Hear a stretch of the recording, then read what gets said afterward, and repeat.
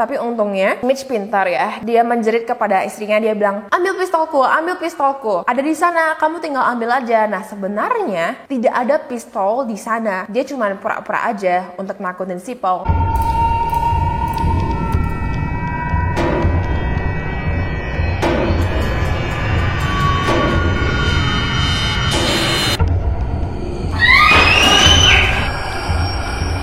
Hi guys, welcome back to another episode of YouTube and Chills. Nama aku Yufi dan hari ini aku mau membahas tentang pembunuhan yang terjadi di berbagai restoran cepat saji. Iya guys, kita akan membahas tuntas alasan kenapa pegawai di restoran cepat sajilah yang menjadi target pembunuh ini dan kira-kira apa yang terjadi kepada pembunuhnya setelah dia ditangkap. Kalau misalnya kamu penasaran, then make sure to keep on watching. Buat kamu yang pertama kali datang di channel aku maupun sudah subscribe lama, thank you banyak. Aku upload video tentang misteri, beauty dan juga fashion, dimana Real Tips itu sudah pindah ke channel baru. Make sure untuk subscribe setiap minggunya. Dan kalau misalnya kamu suka dengan topik tersebut, make sure untuk subscribe dan juga turn notification on biar kamu jadi pertama yang tahu pas video aku di-upload. Anyway guys, let's get to the story. Ini terjadi pada tahun 1997, tepatnya di tanggal 16 Februari di Nashville, Tennessee, Amerika. Seorang pelayan restoran yang bernama Tara Anderson bekerja di sebuah restoran cepat saji yang bernama Captain D. Nah, hari itu adalah hari Minggu dan Tara masuk shift pagi. Dia pun hendak masuk ke dalam restoran untuk bertemu dengan teman kerjanya dan juga manajernya. Tapi ketika dia membuka pintu, pintunya itu dikunci. Nah, dia pun mulai menggedor pintu, dia juga menelepon ke dalam restoran tapi tidak ada yang angkat. Ini pun membuatnya jadi curiga. Jangan-jangan ada sesuatu hal yang gak beres terjadi. Dia pun langsung telepon 911 di mana dia bilang kalau ada yang gak beres di sini, tolong kalian suruh polisi gitu ya. 20 menit kemudian polisi datang beserta juga dengan area manajer restoran Captain D yang memiliki kunci serap. Nah, mereka pun masuk ke dalam restoran dengan kunci serap itu dan pada saat mereka masuk, mereka melihat kalau restoran itu bersih sekali ya, kayak beneran rapi, nggak ada yang aneh. Tapi begitu mereka masuk ke dalam dapur, mereka sangat terkejut guys, karena di dalam ruangan pendingin mereka menemukan dua orang pegawai yang sudah ditembak mati.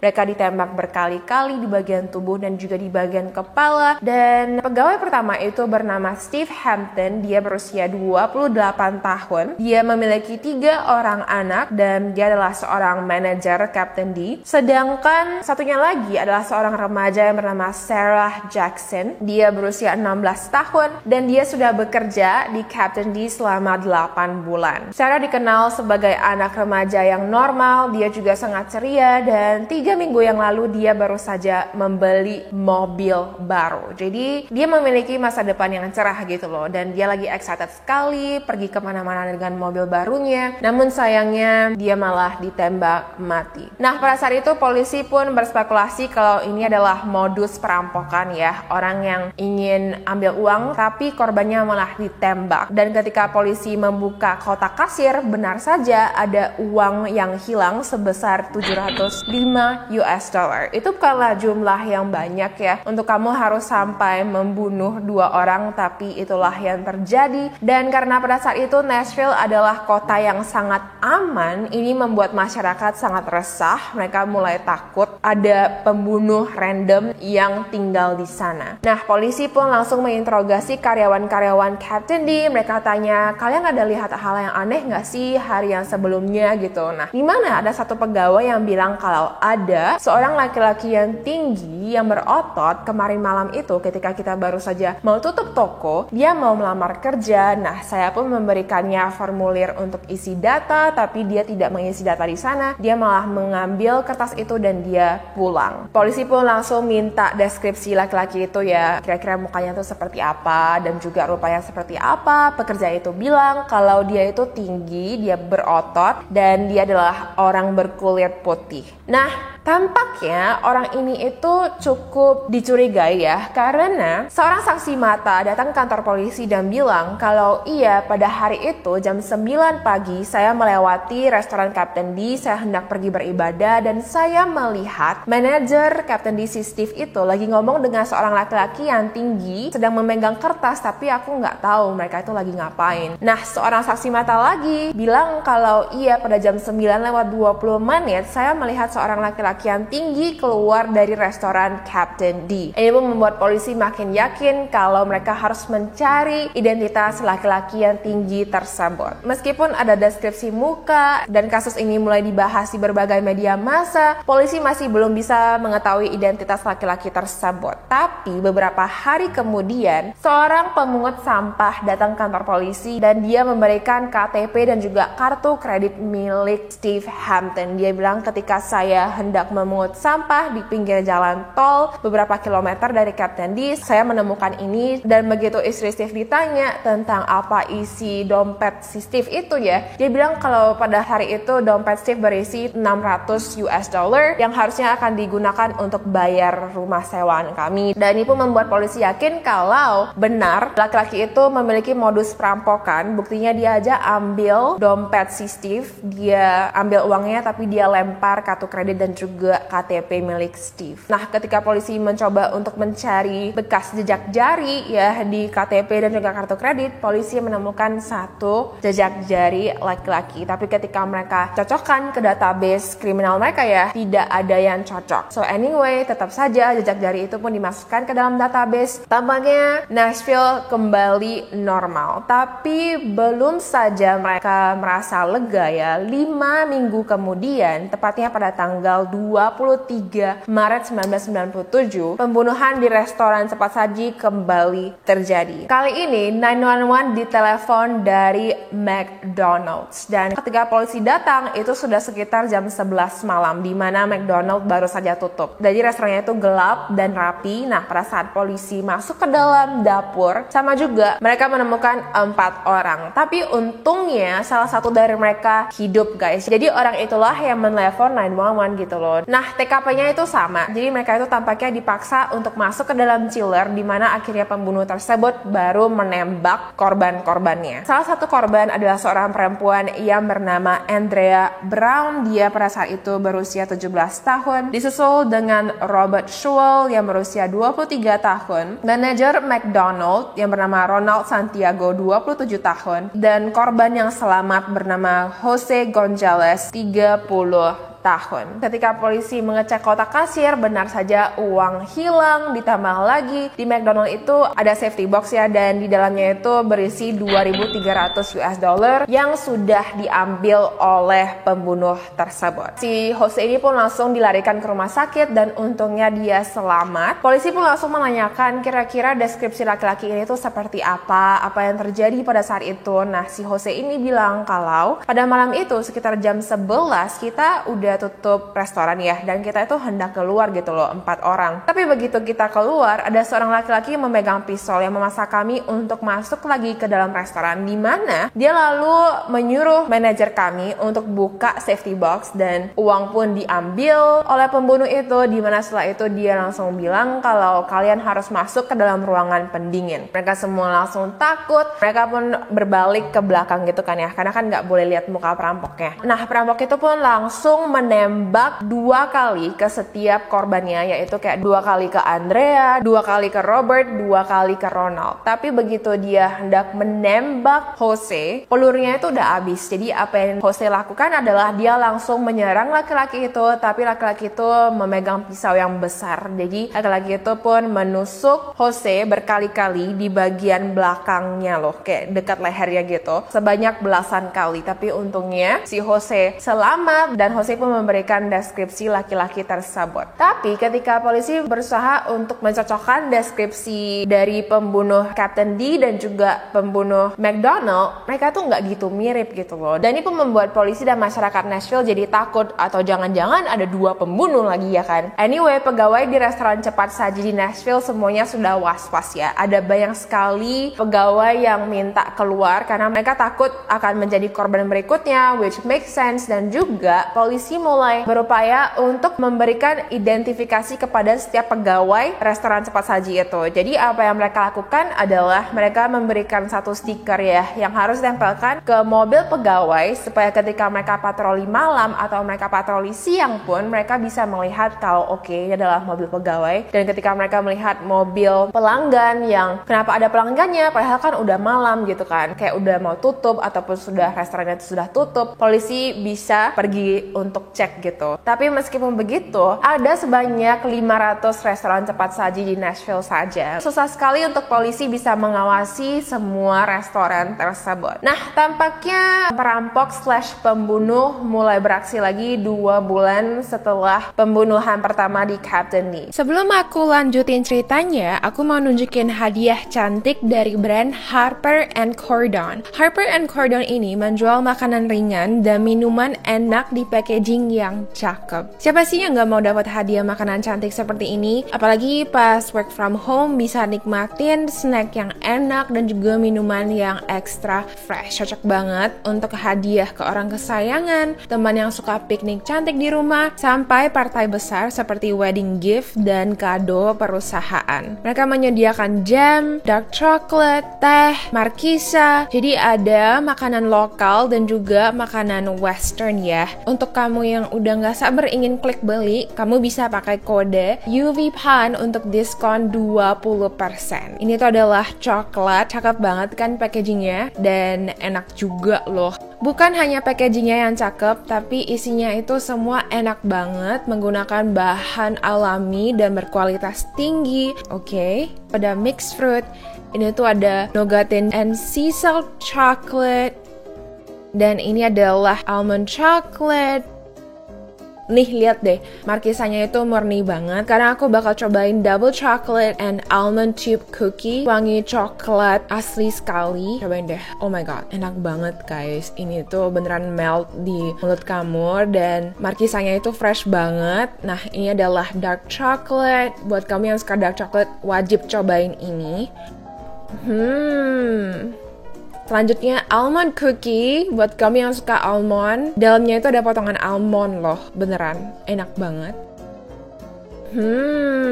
Rasanya pas. Dan yang terakhir adalah lidah kucing. Iya, ini tuh beneran battery banget. Dan juga garing endolita. Buat kamu yang ingin menangin giveaway, pantengin Instagram aku @UVPAN dan juga Harper & Cordon. Karena kita bakal bagi-bagiin hadiah untuk 5 orang. So ya guys, make sure untuk cek Shopee dan juga Tokopedia Harper & Cordon ya. Dan kali ini terjadi di toko es krim Baskin Robbins. Yang letaknya itu di Clarksville, sebuah kota di samping Nashville yang jaraknya itu 1 jam perjalanan menggunakan mobil. Nah, pada saat itu jam 10 malam ya. Dalamnya tuh ada 2 pegawai aja. Satunya bernama Angela Holmes yang berusia 21 tahun. Dia memiliki seorang anak dan dia sangat pintar. Pada saat itu dia sedang sekolah untuk menjadi suster. Satunya lagi seorang anak remaja yang bernama Michelle Mays. Dia berusia 16 tahun. Pada malam itu dia telepon ibunya. Dia mohon-mohon kepada ibunya untuk jemput dia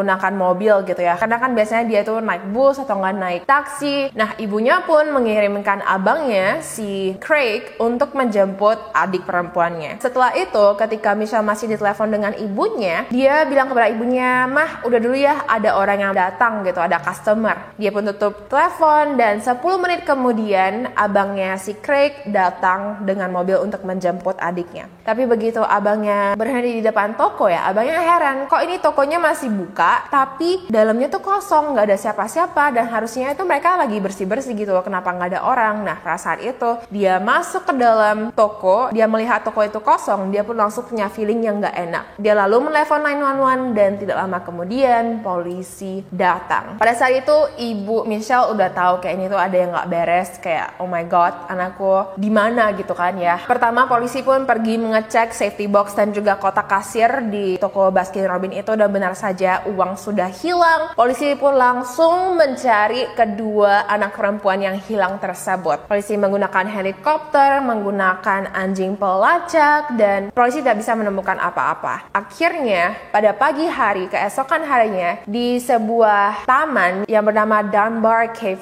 Park, tubuh kedua wanita tersebut ditemukan. Jadi ada seorang laki-laki yang lagi jalan-jalan dengan anjingnya gitu ya. Tiba-tiba dia malah melihat ada tubuh anak perempuan kayak telungkup gitu, sudah meninggal gitu. So anyway, polisi pun langsung datang ke TKP dan polisi melihat kalau wanita tersebut sudah ditembak berkali-kali dan leher Angela itu sudah hampir patah. By the way, Taman Dunbar Cave Park itu terdapat kira-kira 6 km dari toko Baskin Robbins. Saksi mata yang melewati toko tersebut dan juga melewati taman tersebut bilang kalau mereka melihat ada sebuah mobil berwarna merah di depan toko Baskin Robbins sekitar jam 10, dan 30 menit kemudian seorang saksi mata lagi bilang kalau ada mobil merah yang diparkir di taman tersebut. Polisi pun langsung yakin kalau kita harus cari identitas orang yang mengendarai mobil merah tersebut, ya kan? Berminggu-minggu berikutnya, polisi terus-menerus menghentikan mobil berwarna merah untuk mengecek identitas pengendara mobil, untuk melihat kira-kira ada nggak sih yang aneh, tapi tetap saja mereka tidak menemukan pelakunya. Nah, akhirnya pada tanggal 1 Juni 1997 semuanya berubah. Oke. Jadi ada seorang manajer restoran Shawnee Steakhouse. Itu adalah restoran untuk makan steak ya. Dia bernama Mitch Roberts. Dan pada malam itu dia lagi nonton TV sama istri dan juga anaknya. Tiba-tiba ada seorang yang ngebel di pintu depan. Pada saat dia melihat, ternyata itu adalah mantan teman kerjanya yang bernama Paul Dennis Reed. Paul ini sendiri, dia itu adalah mantan teman kerjanya karena beberapa bulan yang lalu, tepatnya di tanggal 15 Februari 1997, Paul itu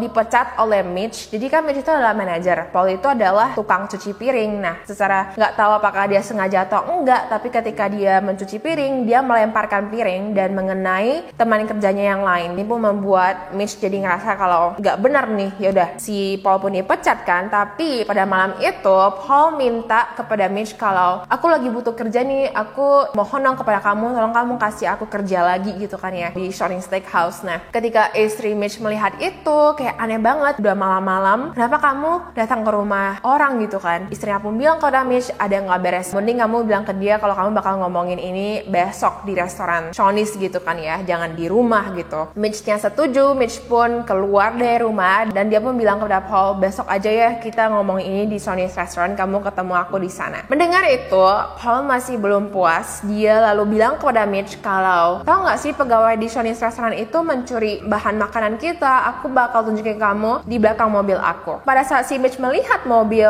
Paul, dia langsung punya feeling yang nggak enak banget karena mobil itu tebak warnanya apa guys? Warnanya merah. Dan Paul bersikeras kalau kamu harus lihat di bagian bagasi aku bakal tunjukin kamu ini adalah barang-barang yang mereka curi. Nah, si Mitch pun ikut ke belakang Paul. Dia pun lalu melihat di bagasinya dan ada banyak sekali daging sapi yang begitu si Mitch lihat, dia langsung tahu kalau ya ini adalah bahan makanan dari Shawnee's Restaurant kan. Nah, si Mitch pun bilang lagi kepada Paul kalau nggak apa-apa, kita bakal ngomongin ini besok ya, langsung di restoran aja, kamu bakal kasih aku penjelasan yang lengkap dan kita bakal ngomong apakah kamu bisa kembali lagi kerja di Shawnee's Restaurant. Pada saat itu, si Paul langsung mengeluarkan pistol dari kantongnya, menunjuk ke Mitch, dan di satu tangannya lagi dia mengeluarkan borgol. Dia suruh Mitch untuk pakai borgol itu, tapi Mitch-nya dia cool banget guys. Dia cuman bilang kalau, kamu ngapain? Aku nggak mau main permainan kamu kayak gini. Kita ngomong aja besok ya. Nah, dia pun dengan nervous ya, berbalik badan dan hendak masuk kembali ke dalam rumahnya. Tapi si Paul itu gak mau dengar. Kali ini borgolnya itu udah dimasukkan lagi ke dalam kantongnya, tapi dia mengeluarkan pisau. Jadi ada pistol dan juga pisau yang menunjuk ke arah Mitch saat itu. Pada saat itu Mitch udah kayak takut banget. Dia pun langsung berbalik secara tiba-tiba dan langsung meninju perut Paul, dan dia langsung berlari masuk ke dalam rumahnya dan mengunci pintu depan. Pada saat itu si Paul mencoba untuk masuk dan matanya tuh yang kayak udah mata orang yang kalap gitu, kayak matanya tuh udah besar banget. Tapi untungnya Mitch pintar ya. Dia menjerit kepada istrinya, dia bilang, ambil pistolku,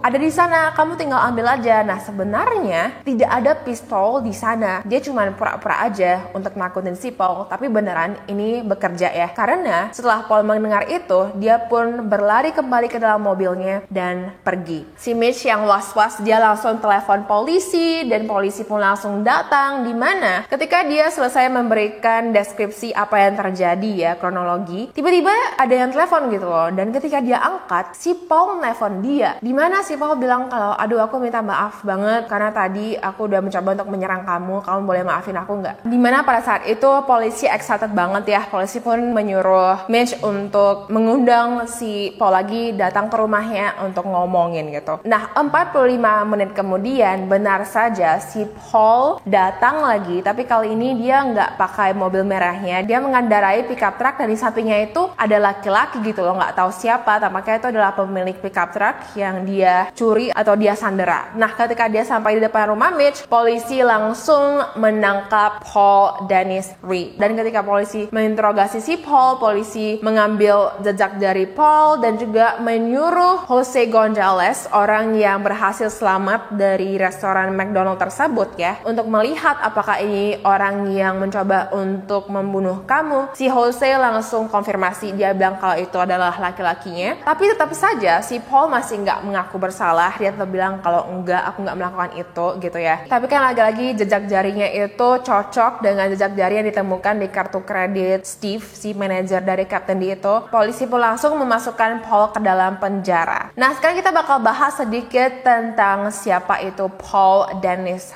Reed. Dia lahir pada tanggal 12 November 1957 di Richard Hills, Texas. Dan ketika dia berusia 26 tahun, dia merampok sebuah restoran steak juga di Houston, di mana dia jatuhkan penjara selama 20 tahun. Tapi karena dia adalah narapidana yang baik, dia hanya dipenjara selama 7 tahun, lalu dia dikeluarkan. Nah ketika dia keluar dari penjara, dia bercita-cita untuk menjadi penyanyi musik country. Dan dia tahu kalau aku tuh harus pindah ke Nashville karena di sanalah banyak sekali penyanyi country yang terkenal. Dia pindah ke sana, tapi ketika dia audisi gitu ya, dia ingin menjadi terkenal, suaranya itu nggak sampai guys. Jadi dia tuh nggak bertalenta dalam menyanyi, dimana akhirnya dia pun bekerja di Shoney's Restaurant sebagai tukang cuci piring. Nah pada tanggal 15 Februari 1997, karena dia menyakiti teman kerjanya secara tidak sengaja atau sengaja, dia dipecat. Dan keesokan harinya, minggu itu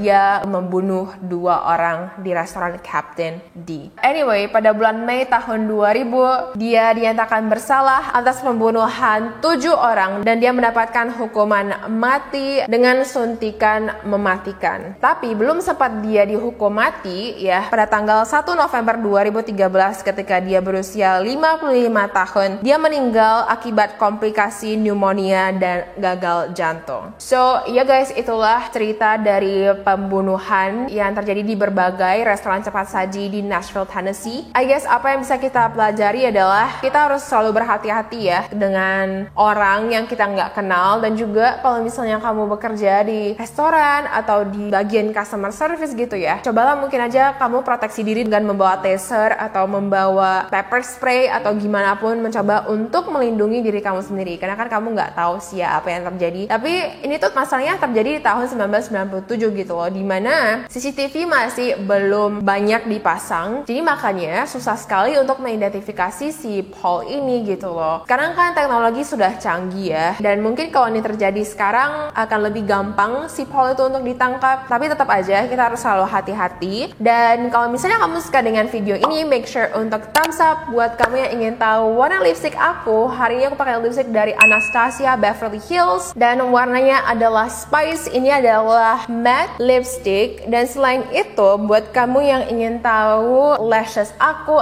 hari ini pakai lashes dari Ahura Lash, dan ini adalah lashes dengan 6 magnet. Jadi beneran tahan banget untuk dipakai seharian, dan tipenya itu adalah Soul. So yeah guys, thank you so much for watching. I hope you have a wonderful day, and I will see you in my next video. Bye guys.